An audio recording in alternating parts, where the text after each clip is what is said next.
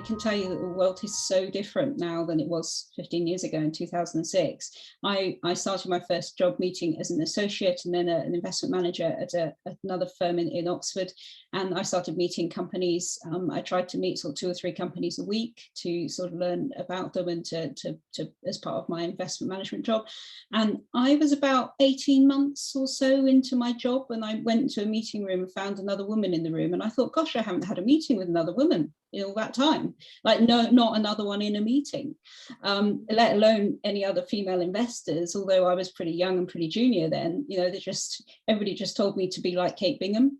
That was it, you know, she was the role model. So, you know, it's really has changed in the last 15 years, just to sort of put, there's huge amounts more work to do. There's no question in my mind, but, you know, boy, was it even worse back then.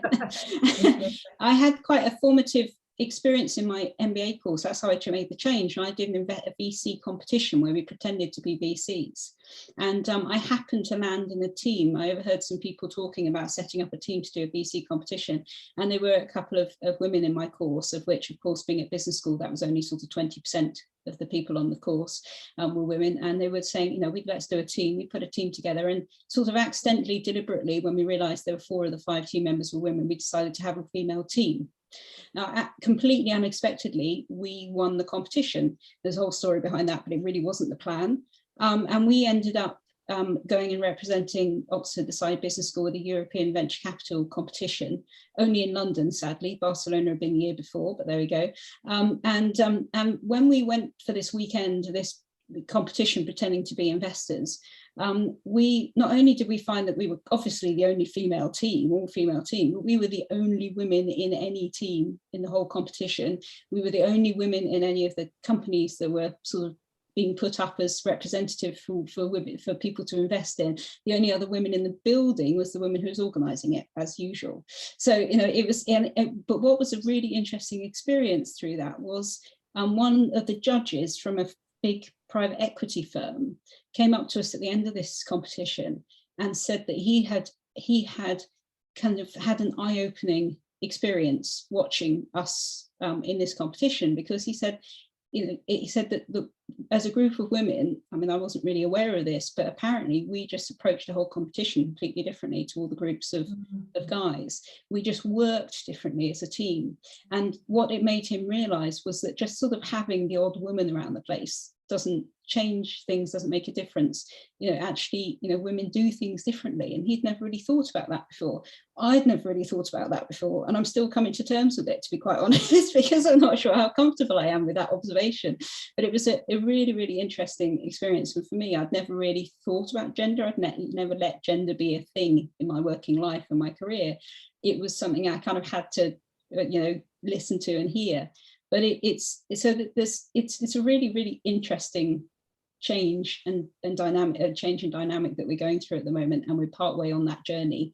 And it's wonderful that the stats are better than they used to be, but they're still shocking. So really nice to participate in this discussion.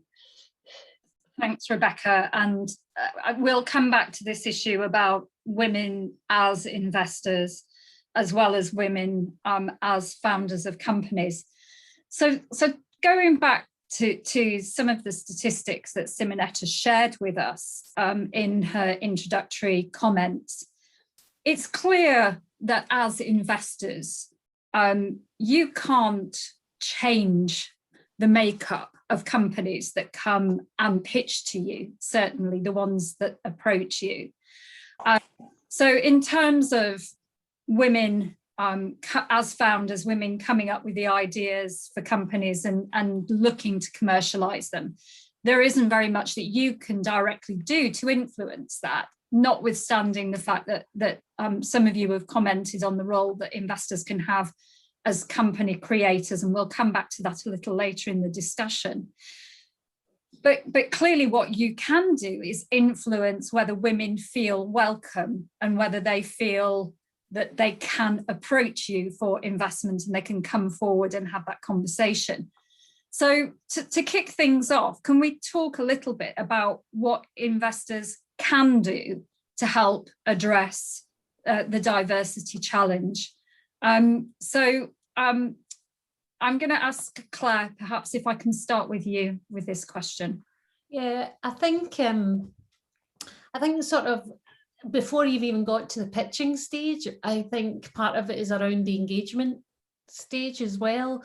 So even on where you find your opportunities to invest in, I think is quite important. And we've heard that, you know, not that it's exclusively females that have children, but, you know, a lot of networking, your approach to networking is quite different. Maybe a lot of networking events tend to happen at night time. Maybe women have not just childcare responsibilities, but potentially elderly parents. Now, it's not exclusive to women, but I want to highlight that. But I do think it probably does challenge women's evening availability for actually connecting and networking and playing the game.